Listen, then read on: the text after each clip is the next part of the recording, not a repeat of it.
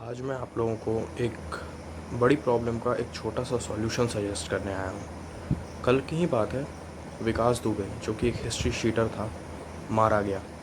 8 दिन पहले उसने 8 से 9 पुलिस वालों को मारा था और एक डीएसपी की हत्या करने के बाद उसका पैर भी काट दिया था। वो विकास दुबे जो कि हिस्ट्री शीटर था, मात्र इस घटना के 8 दिन के अंदर अंदर मारा गया। चलिए थोड़ा और पीछे चलते हैं, उससे एक दिन पहले वो विकास दुबे जिसमें इतनी हिम्मत थी, 8 दिन पहले जिसमें इतनी हिम्मत थी कि उसने पुलिस वालों को मारा, उनके पैर काटे और उन पर केरोसिन डाल के उन्हें जलाने जा रहा था, वो विकास दुबे मंदिर में सरेंडर करता है। और जब पुलिस उसे पकड़ लेती है तो वो ये बोलता है कि वो विकास दुबे है कानपुर वाला, इस डर से कि कहीं उसका एनकाउंटर ना हो जाए जैसे उसके साथियों का हुआ। सिर्फ उसके 4 साथी मारे गए और इतना बड़ा हिस्ट्री शीटर जिसके पीछे के इतने बड़े बड़े लोग हैं, इतने नामचीन लोगों का हाथ है, वो डर गया कि शायद वो भी मारा जा सकता है और उसने एनकाउंटर कर दिया। अब मैं इसी से रिलेटेड आपको दूसरे केस पर ले जाता हूँ।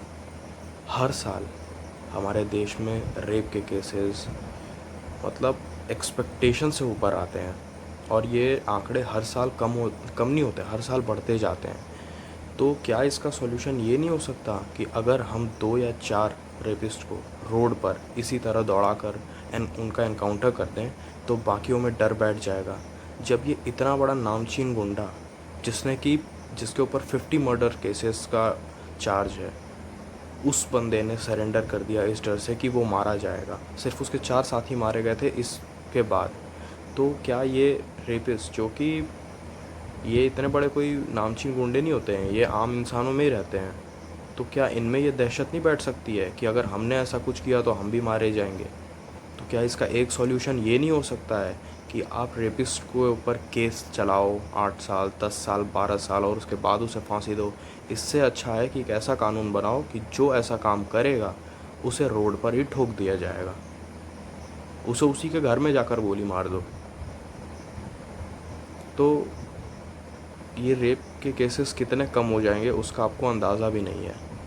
एक महीने के अंदर, एक साल तो छोड़िए, एक महीने के अंदर ये केसेस बहुत तेज़ी से गिरेंगे, बहुत ही तेज़ी से। मैं मानता हूँ कि पूरी तरह से ख़त्म नहीं होंगे, लेकिन बहुत कम हो जाएंगे। जहाँ लाखों ज़िंदगियाँ एक साल में बर्बाद होती हैं ना, वहाँ गिनी चुने 10 या 15 ही होंगी। हमें ये धीरे धीरे करना होगा, एक बार में नहीं होगा, और एक टाइम के बाद ये पूरी तरह से ख़त्म हो जाएगा, लेकिन शुरू हमें अभी करना होगा।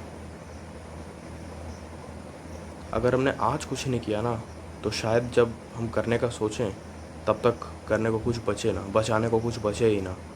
क्योंकि अभी देखिए 2020 लगभग अप्रैल से लॉकडाउन चल रहा है, उस लॉकडाउन के दौरान ही कितने सारे रेप केसेस आए हैं उस टाइम में, जो कि सब अपने घर में हैं। कभी बाप ने अपनी बच्ची का, कभी भाई ने अपनी ही बहन का, कभी दोस्त ने अपने दोस्त का, मतलब कहीं पे सुरक्षित नहीं है हमारी बेटियाँ। वो इसलिए ना क्योंकि वो जानते हैं कि ज़्यादा से ज़्यादा कोई क्या कर लेगा, केस चलेगा 8 साल 10 साल 12 साल, इसमें तो कितने इतने एजेड होते हैं कि 12 साल में तो डेथ कर जाएंगे। गुड़गांव में जो रेप केस हुआ था उसमें 80 साल का एक बुज़ुर्ग आदमी था शामिल, उसकी तो वैसे ही भाई 10 साल 12 साल बाद तो वो तो वैसे ही नहीं बचेगा। तो तुम केस जब साबित हो गया कि उस बंदे ने ऐसा काम किया है, तुम उस पर केस क्यों चला रहे हो? उसे ख़त्म कर दो सीधा।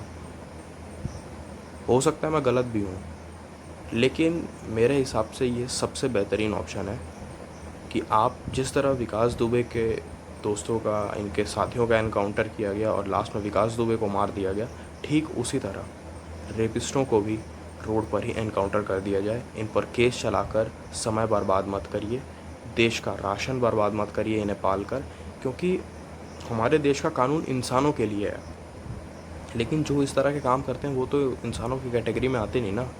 तो फिर इन पर किस बात का कानून चलाते हैं आप, इन पर किस बात का केस चला रहे हैं?